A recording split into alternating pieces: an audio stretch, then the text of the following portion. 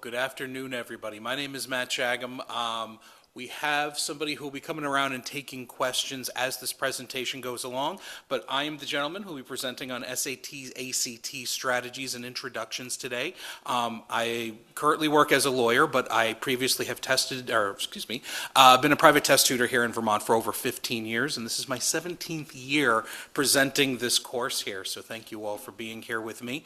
And I'm going to be talking as we go along about as much of SAT, ACT prep as we possibly can cover. I'll be talking about some of the changes.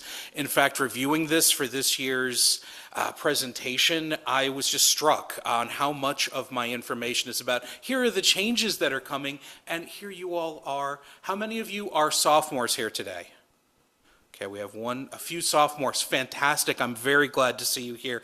There are so many changes coming down the pike that getting started on this process as early as possible is fantastic. And of course, if you are a junior who is here today, great time to be starting right now. If you're a senior, I'm very sorry. This is probably the wrong session for you, but good try. Glad to see you. No seniors here. Excellent. So with that said, I am taking questions during the presentation. And so if there is anything that comes up, we will address it as we go along. Oh, do we have somebody? Yes.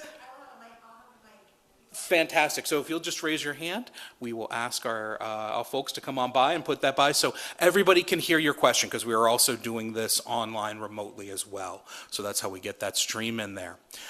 Alrighty, so where to begin? A lot of opinions about what has gone on in the last few years in terms of admissions and test prep. We have seen some wild changes in the opinions about these tests. Many, of course, all of you went through COVID. There was a genuine and general rollback in the use of these tests. A lot of schools went test optional. We are seeing that rolling back and going the other way because it served as a great natural experiment, and many schools are finding the value of these tests, not in the traditional sense of, oh, it helps us find elite students and the best of the best. Yes, it still is useful to some degree for that, but they found that it really helps them identify essentially underprivileged students who may not have had the resources to excel, and they are finding that these students actually do perform well on these tests more than they had previously thought. So we're starting to see a return back to these tests. And so the reason why I say that is because that's been one of the great arcs of my experience in the 15, 20 years of following these tests as a student through a tutor is, are they going away? And the answer is no, they are not. They are definitely still here with us, certainly through your admission cycle. And so starting with that, what are these tests? The first thing I always want students to understand is they are not IQ tests. These are not tests of your intelligence. You absolutely can improve on them. In fact, the college board, when I started, used to say you cannot generally through your own tutoring or your own efforts significantly improve on these tests better than your, so to speak, grade level. They have backed away from that. They now recognize that students who put in the time and the effort to build fundamental skills that they may not have had before can absolutely improve on these tests. So to give you a little bit of a mental framework to understand how these tests actually work, how standardized tests serve as comparative devices. Imagine for a second you go and take either one, SAT, ACT, on National Take Your Pet to Test Day. And so you go into that testing room and you are the only person there, and everybody else is a cute little cat or a little puppy or what have you. And unfortunately, puppies, kittens don't do well on tests. They have no thumbs. You have the evolutionary advantage here. You get one question correct on each section of the test. The little puppies and kittens, they get zeros. They get no questions correct. What is your score? It is 800 and they have 200, because it's all about ranking and it's all about the comparison of students across the distribution of questions they get correct. In other words, this is not about, let me actually pop into this and start talking about some of this stuff. This is not, again, about your intelligence. It is about where you stand in the skills you have acquired and your ability to demonstrate them relative to other students who take this test. So, a few things to start with. You probably know that the ACT, generally speaking, scaled on a score of 0 to 36, SAT scaled on a scale of 200 to 800 on each section, and then 1600 together. All of this wackiness is to come to a percentile, and we'll be talking a little bit about that to help gain some insight into what that means. But one thing I want you to understand is both tests encourage retesting. You should not feel like a failure if you're retesting. You should not feel like that is a discouraged thing to do. It is a pain in the neck if you have to do it, but at the end of the day, you are never going to be penalized for taking a test and trying again in this system, because each school uses one of two methods. You have to talk to each school as to what method they use. They've become much more open about it, but each school essentially has their own secret sauce. But they basically come down to, they're either going to take your best time out. What is your best overall score? That's what they're going to look at. Or they will do the super score method, where they take your multiple test attempts apart and take your best subsection score. So if you're taking the ACT, they'll take your best English, your best math, your best reading, your best writing, and the best science, and they'll put them all together and give you a super score. And that is the score that they will use. Different strokes for different folks. Some schools really like to use the super score. They feel like it gives students confidence. Some schools really kind of want to discourage that kind of gamesmanship. It's entirely a Wild West sort of situation. Generally speaking, the College Board and ACT Inc. have discouraged super scoring.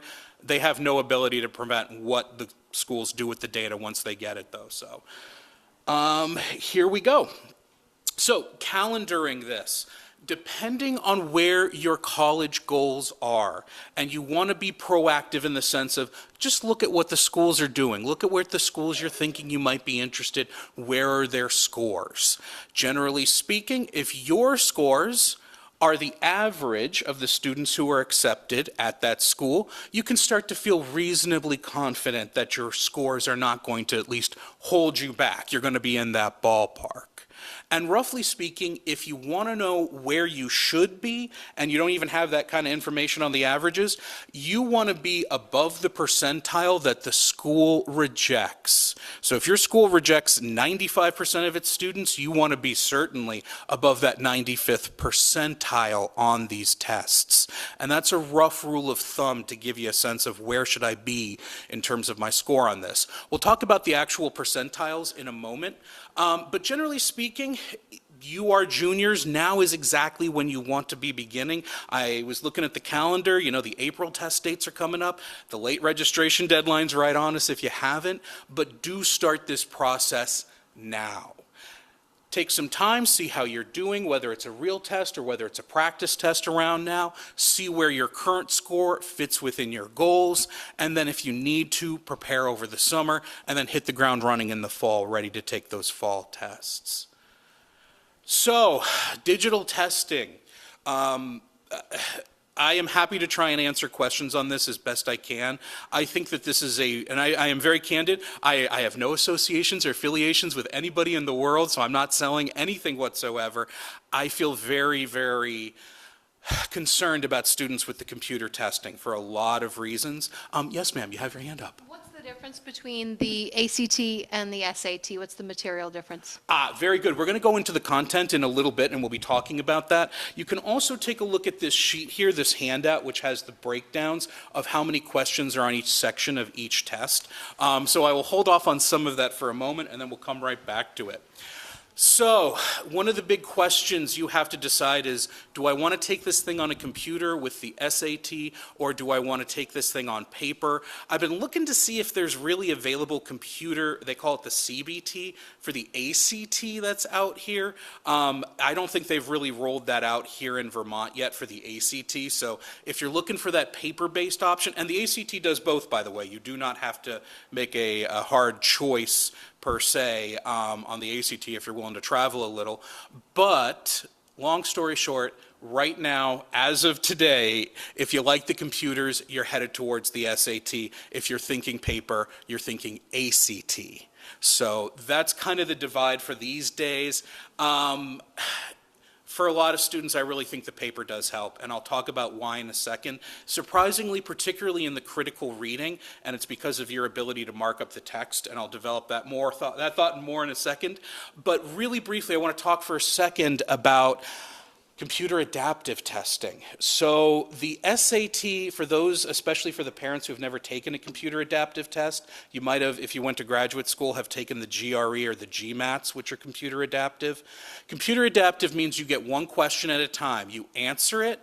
In theory, the next question will get harder if you get it correct. It will get easier if you get it wrong. And your score is based on your final level of frustration, so to speak. Where do you wind up in terms of the difficulty of questions? The SAT is a little different. It's not literally question by question. It's bank by bank. We'll talk about that in a little bit, but basically you do well on the first section, section gets harder. You do poorly on the first section, second section gets easier, is how computer adaptive works. So be prepared for this. You have to answer each question as you go along. You cannot skip and come back very easily at all. And there are modifications to the Blue Book going on, so I'm always trying to be as accurate as I can with that, but just as a general aside, download it and play with it as you're going along because they are changing that thing constantly. Any event,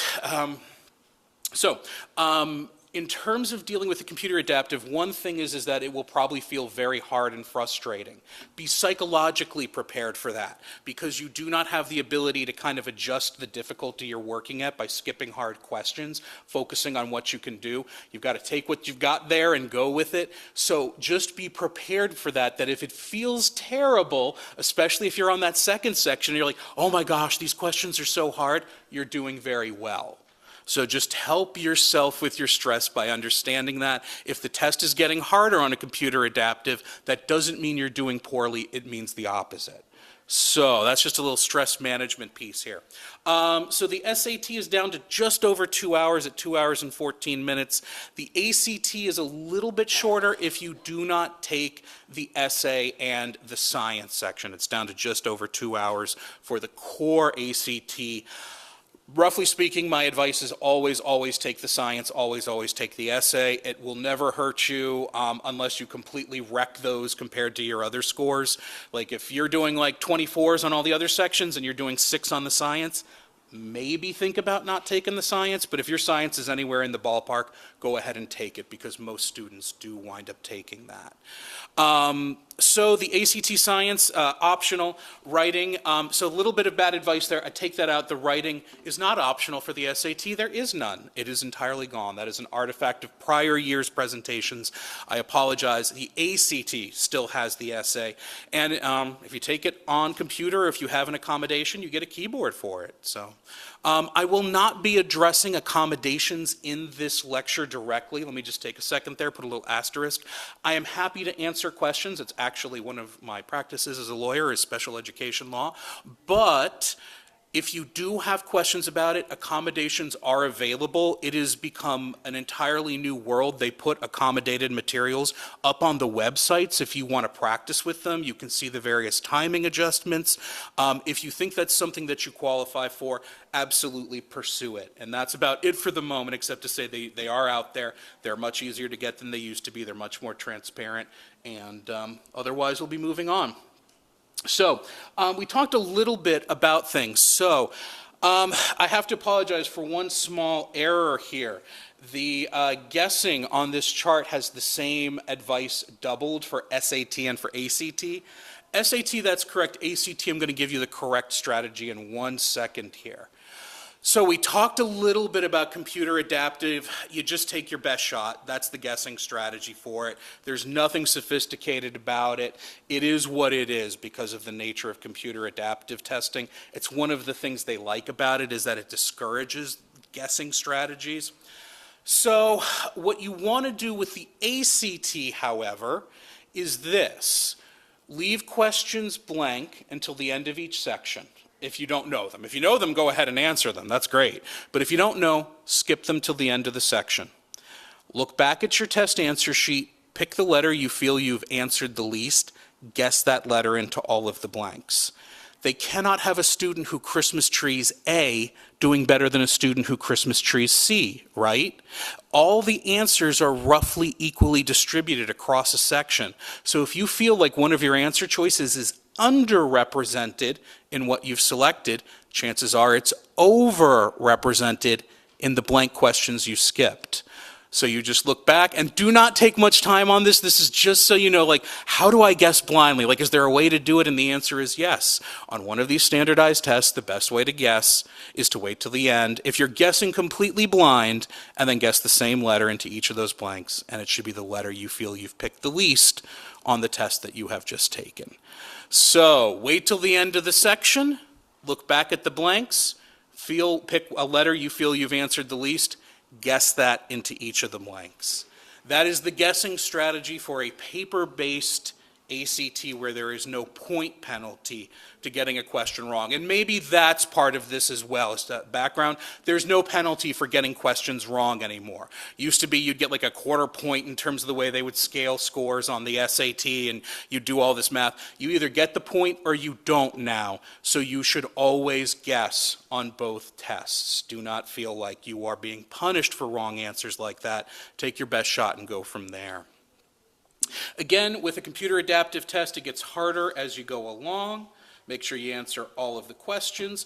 And so normally I'd come out from behind here and talk a little bit about these percentiles and just try to explain this chart a little bit. The percentiles are what colleges actually care about. They're not really looking at these numbers and going, oh, a 720 is so much more better than a 710 or anything like that. They're really going, what does the percentile tell us?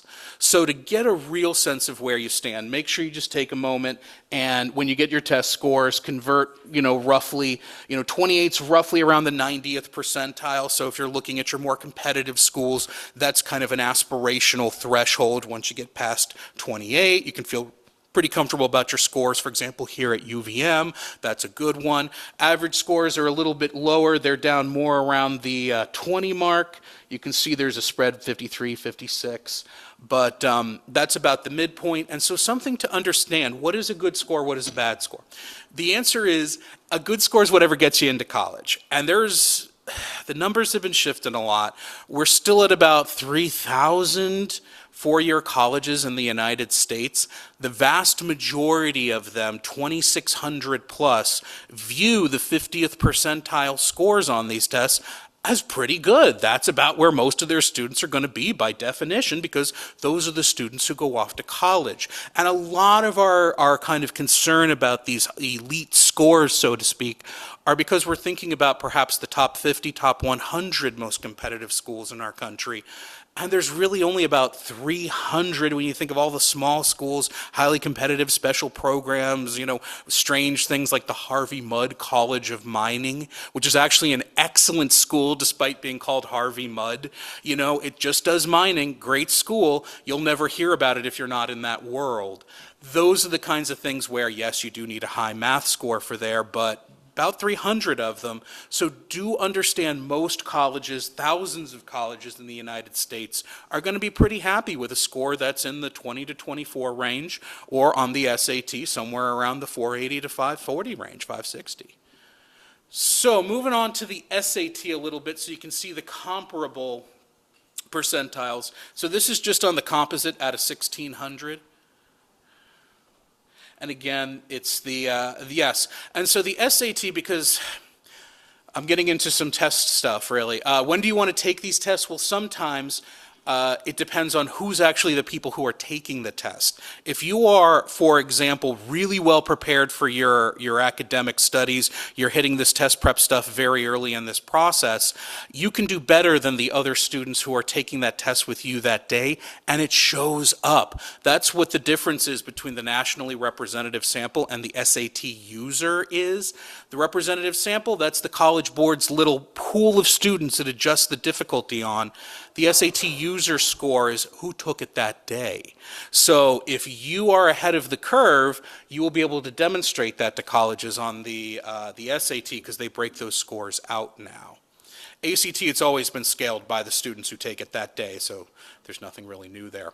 I think colleges are going to be looking at that user score, and at that, the ACT, it doesn't make a difference, it's the same thing.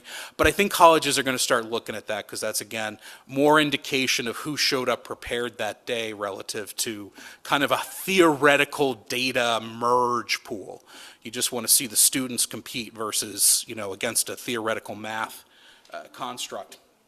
So, coming back, we talked about how this is a standardized test. It means you're competing against everybody. Again, to give you the sort of mental experiment here, you take the test on Take Your Genius to Test Day. This is the opposite example. You do really great. You get everything right but one question. All the other kids are levitating pencils with their minds. They get every question correct. Your score's 200 on the SAT. Theirs is 800.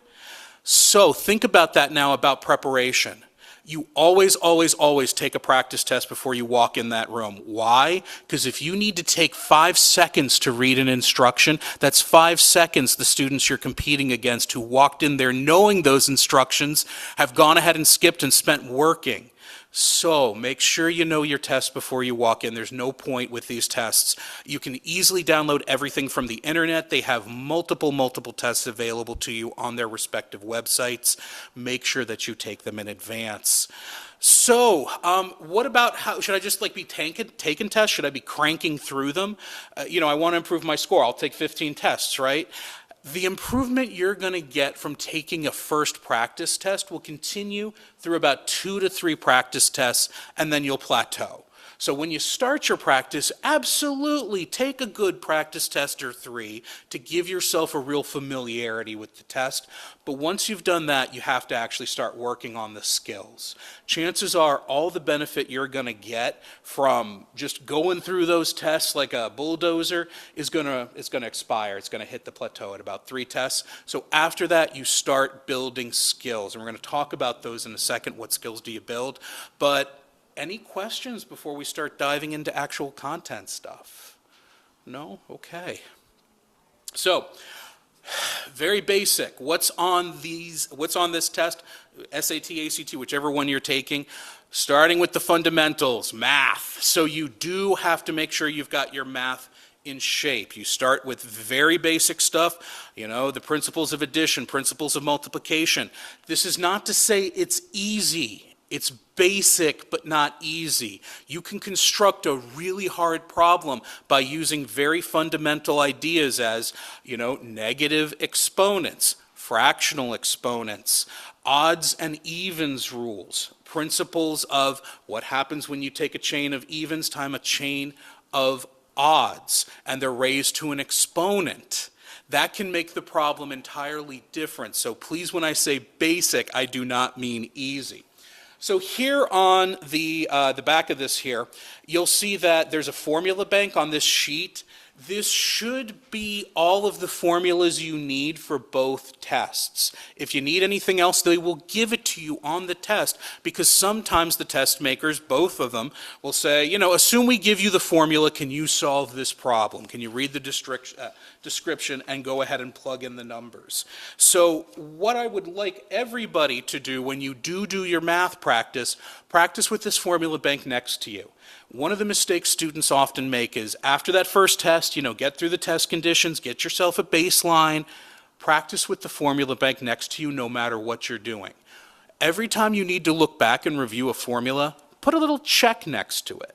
What you're going to find is after a couple sessions of practice, you're starting to find out which formulas are giving you trouble to remember. And on test day, if you've done a couple hours of math practice and you've been really kind of careful and scrupulous about doing this, you will know what's giving you trouble by test day, and that is worth its weight in gold. Saying, oh, look at all the checks next to these trigonometric formulas. I really need to be reviewing that. And that is how you can help self-diagnose what you need to be working on and where you need to be working. But the big idea here is don't let yourself, when you're doing your practice, get a question wrong just because you couldn't remember a formula.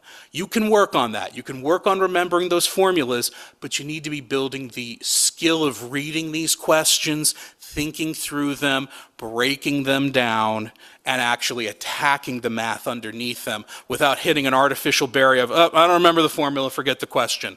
Okay, you don't remember the formula, fine, put a check next to it. Now attack the problem, now work on the, is it a circle formula, a problem? Now apply those formulas and work through the thinking of it as if you did memorize it, because you will get there eventually if you do enough practice.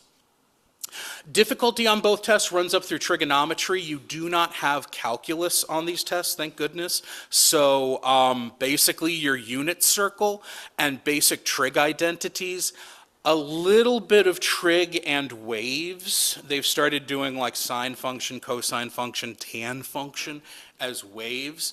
Otherwise, the hardest concepts you're usually going to see are going to be kind of statistics, so mean, median, and mode. I have seen a little bit of range, and they have started giving standard deviation, but they usually give you some explanation of what they're looking for with standard deviation. And that's about it for the high difficulty. One more. Functions. They do want you to know functions now. What is f of x equals x squared? How do you analyze that? If they give you like a y value, how would you go back and solve for the x or a given x value? That's the high difficulty review, but those are the content areas. If you've made it through pre-calculus, or to the beginnings of pre-calculus, you've seen everything, generally speaking, assuming your Algebra 2 class had a little trig in it. You had like Algebra 2 trig. Questions. It's a lot to dump, and I have put on these resources, Khan Academy, because that's a great practice resource. They used to actually have a relationship with College Board and would do their test prep for them. They have ended that relationship. College Board does it all in-house now, but it's still a great resource for reviewing particularly those high difficulty categories when you're getting into Algebra 2 and trigonometry if your school is not really covering that the way that it should. So the SAT has free response questions where you have to give an answer. It is what it is. They give you a question, you type the number in, you press enter. Even numbers are favored more often than odd numbers.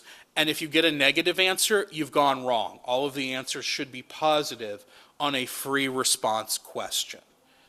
In terms of calculators, the SAT will give you both calculators and scrap paper. ACT, it's a paper booklet, so they don't give you any scrap paper. You just do it right in the booklet. And you can bring your own calculator for the ACT, both the paper and the online version. So if you're used to using your TI 80 whatever series, bring that with you, it works fine. Just check the lists if you have one of the fancy color ones, like the TI 90 series. But generally speaking, anything that's a TI 80 series should be just fine for the ACT test. In theory, you don't need the calculators, but we all know that they do help, and especially if you're really comfortable with a graphing calculator, I do encourage students to definitely try and take the best calculator that they feel comfortable with, if only for the psychology of it.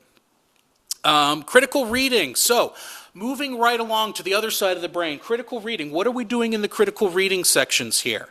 So, you're going to have 4 passage types. They don't really label these as neatly as this, but they used to on the, they still do on the ACT. They literally will label these. SAT, exact same content areas. They don't break them out with literal labels like this, but it is the same for silos of content.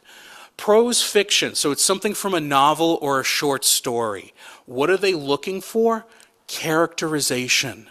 How do novelists and short story writers create distinct characters from each other? And the answer is description and adjectives. So, Johnny was a thief. He was tall, he had scars all over his face, and no one looked him in the eye. Mary was a saint. She, had been in the church for decades. Like, authors use these background details, physical details and adverbs and adjectives to give you a sense of why one character is different from another character.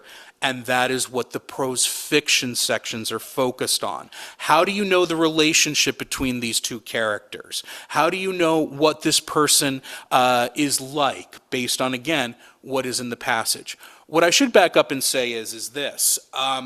All of the answers to these questions come directly from the passages. No background knowledge is necessary for any of these critical reading questions, and you can always look back into the passage and identify where the answer is. They have to. They get sued all the time for these. So if a student cannot, if a test maker cannot point to why the answer is the answer based on the passage, it is a defect in the product. So, coming with that, what you want to do is to make sure, and we'll talk about this a little bit, read the passage first. I'm going to talk about the whole strategy there, but when you read the passage first for prose fiction, focus on characters and characterization. Social science. So this is something like economics, psychology. If folks are familiar with Malcolm Gladwell and that style of writing where it's an essay about something in the world or something that happens in society or something that happens in the ancient world, something that has to do with people, generally speaking, and the real world. The focus here is on arguments between experts. Why does this urban planner believe parking is bad and that urban planner believes parking is good? Why does this social scientist think that early intervention in alcohol abuse is useful and that social scientist does not? It's about evaluating arguments between experts in factual events in the world. Humanities. Humanities is writing about art, so it's things like analysis of poetry, an essay about a musician's life. They really like biographical pieces in these tests about artists, and generally it's about how are people influenced by other people? How do art writers describe artists, their careers, their influences, and perhaps the things they are creating art against? Very common way to come up with a wrong answer question, just in general, but particularly for humanities. An artist will have an influence. There will be another artist that has a different influence, and the test maker will intentionally swap those influences to come up with wrong answer questions. Why? Because you're moving fast, you see these words, you remember they're on the essay, you don't really notice that they've been swapped. So again, with humanities, be careful about who says the thing you are looking for. Excuse me. Natural science. This is pretty straightforward. Usually it's something, they like a lot of biology, they like environmental science writing, they like astronomy, they like volcanology, they love marine sciences on these tests. But usually what the writing focuses on, why were we wrong about something? What changed because a scientist analyzed what we thought about something? What were our assumptions? How do these writers describe setting up an experiment? How do they describe trial and error? And how do they describe final results and interpreting those results? So you're reading science, you're reading about how somebody goes about analyzing something and how they change their thinking and come to new conclusions in natural science passages. So this is really difficult. This is one of the reasons why I don't like computer adaptive tests for students at this level. It's really hard to mark up a page on a computer when you're trying to do active reading techniques on it. So active reading means walking into a text, having some questions about it, starting with what is this about and where do I find it quickly, and then ideally engaging with the text physically to make some kind of a mark on it, because what you want to do is read this passage first. Don't worry about memorizing everything. You're not doing that. What you're trying to do is make sure you know where things show up. That is the goal of your first read through. Big level things. What is this generally about? Where are the things in the passage? Because I'm going to come back from each question and look at this passage to make sure I have the correct answer. This is what I've always liked about the paper test. I have students who struggle with reading, And you can just underline the first line of each paragraph and the last line of each paragraph, and you can watch some students' score improve just because of that very basic low-level engagement with the text.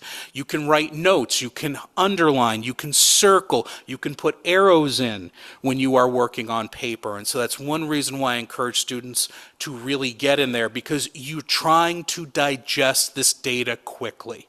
That is the ultimate goal of the critical reading passages.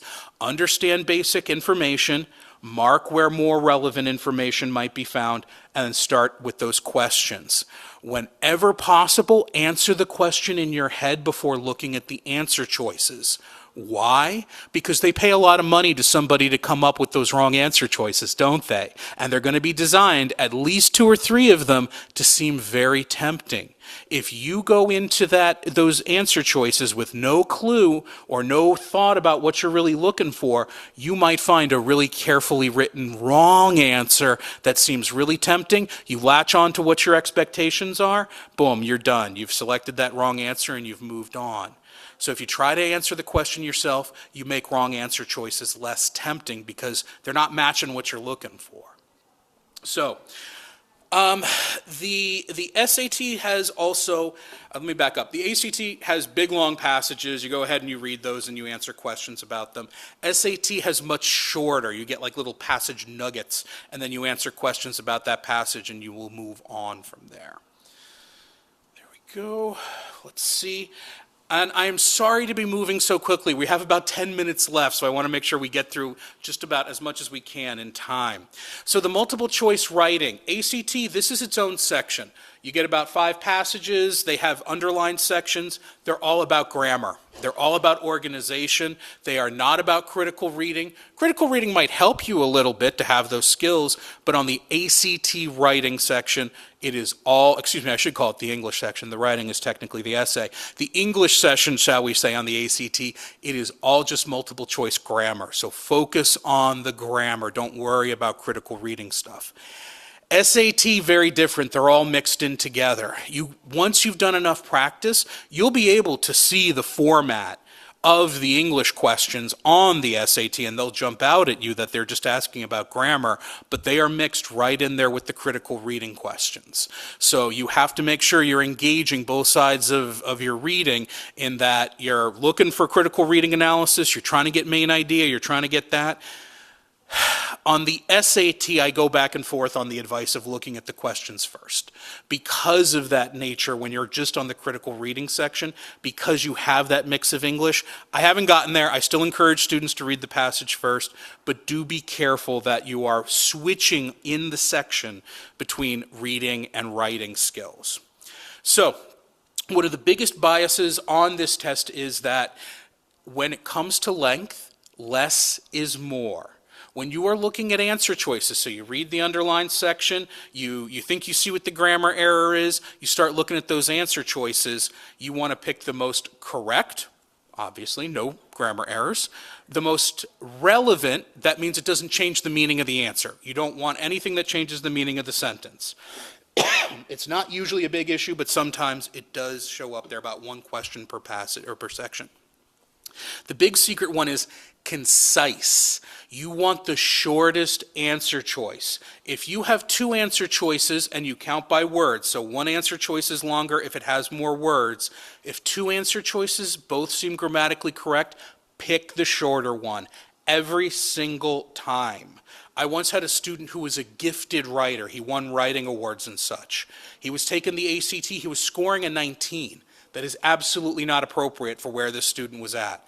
And I said, okay, so shortest, most correct, blah, blah, like I just told you here. He goes, oh, I was picking the longest answer choice because it seemed like it was the most elegant, best written to me. And I'm like, pick the shortest, 19 to 26 on his next test.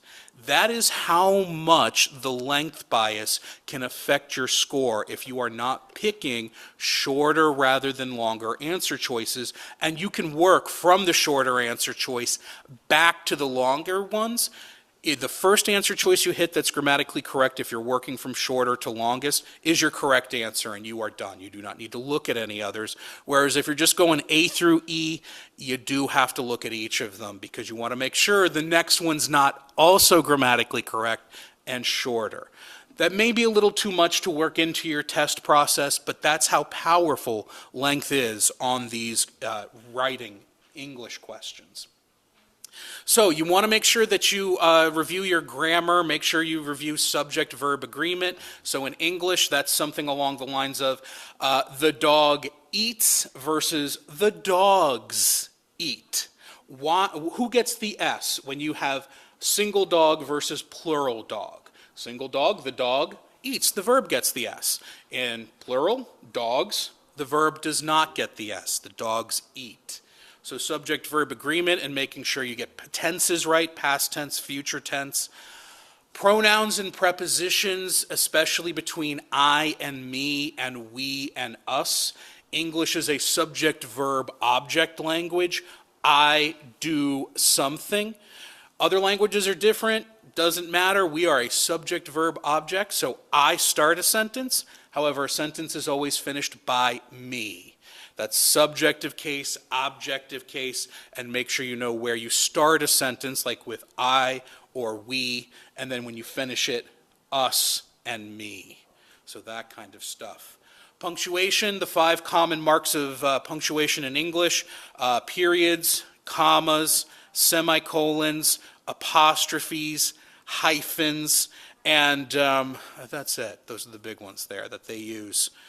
And then finally, idiomatic usage in particular. So that's going to be something like, do you use further or farther, much or many? Big thing in English, countable versus uncountable amounts. We are further along in our studies of the SAT because we cannot measure how far we have come. This is not a distance, it's a metaphorical progression. We are further along. Whereas with farther, you can always measure how far you've gone, right? You can't measure how far you've gone. So farther is always used for actual distance. We are farther from the exit than that table out there, but we are further in our studies than when we started. So those kinds of issues are what you're looking at in the grammar. ACT writing, so this is the essay here. On the ACT writing, they give you 3 positions. You then adopt one or come up with your own and write an essay defending your position or opposing other positions. So here's the thing. The ACT essay, never, ever, ever worry about making up facts. You can always make up facts. This is a writing assignment. They want to know, you're going to be taking a college class in about, 12 months, maybe 18. Do you know how to respond to an essay question? That you start by summarizing what you're given, but at the end of that introductory paragraph, you take a clear thesis that you defend in the rest of the paragraphs. Assume you actually knew the facts. Assume you know what's going on. Make up quotes, make up statistics, make up what you want. What you're really trying to demonstrate is, I know how to structure an essay, I know conventional written English, and I know how to address other viewpoints in a rebuttal paragraph. They don't care about the facts. They know that they've given you this. You have no facts, you have no research, no background. Don't worry about that. This is a pure writing exercise. So when you take the ACT essay, make sure you're focusing on organization and you're focusing, unfortunately, on cranking that thing out and creating as much content as you can. Longer essays always score better than shorter essays, so you want to be trying to write to the very end of your time. So create as much as you can, well organized, well structured, generally correct. A few grammar errors, a few misspellings, no big deal. Wrong apostrophe here and there, that's not going to affect you. Organized writing is what they want on these essays. Finally, ACT Science, let me just see, okay, we've taken that off there. ACT Science is not about background knowledge. It is optional, but they are reported, and the students have been taking it for years and years and years, so colleges where you're looking for something like in STEM, they're still looking for the science sections. Science is primarily focused on 3 big things. Scientific method. Do you know how these scientists set up this experiment, why they changed things from one trial to another, and can you analyze what effect that had? After that, data representation. Can you read these charts and draw relationships in the data out from those charts? And then finally, there'll be one passage of conflicting viewpoints. Conflicting viewpoints means you have 2 to 4 scientists arguing about why something happened and their assumptions about what's going on. And a lot of the questions will be, assume that you took scientist 2's assumption about the effect of gravity and put it to scientist 4 who believes that gravity has no effect. What would scientist 4's opinion be then? So you're taking information from one scientist who's arguing with the other ones and then analyzing it in the context of their arguments. If that sounds daunting and confusing, I would say this, give it a try. Most students actually really do get the science section. It makes a lot of sense. The problem is the timing and getting through all of those questions in time. But many students actually understand the ideas a lot better than you think, especially here in Vermont. A lot of science classes are well geared to the concepts and analysis that you have to do on the test. So don't sell yourself short. Give it a try. Make sure you give it 2 or 3 sections. Try to get that timing under control, but you'll probably do better at it than you would think because, again, it's not about background knowledge. It's not about memorizing how many orders of bats there are or anything like that. It's scientific method, data analysis, analyzing arguments. All right, folks, we're almost at the end here. And so here are the basic resources. College Board puts a bunch of practice tests up online through the Blue Book. If you're thinking about this, the SAT, do take it. And I would say this, the AP tests are through the Blue Book as well. If you haven't found that out, I hate to be the bearer of that news. So do try to play with the Blue Book because if you're on that track, it's going to be a part of your life. Otherwise, ACT also has the tests online. They have both the paper-based tests and their computer-based tests, the CBT, that you can try. Like I say, I haven't seen anybody around here really doing the ACT computer test. If you know people, I'm always ears and happy to hear that. But right now, it's still paper pretty much for the ACT around here.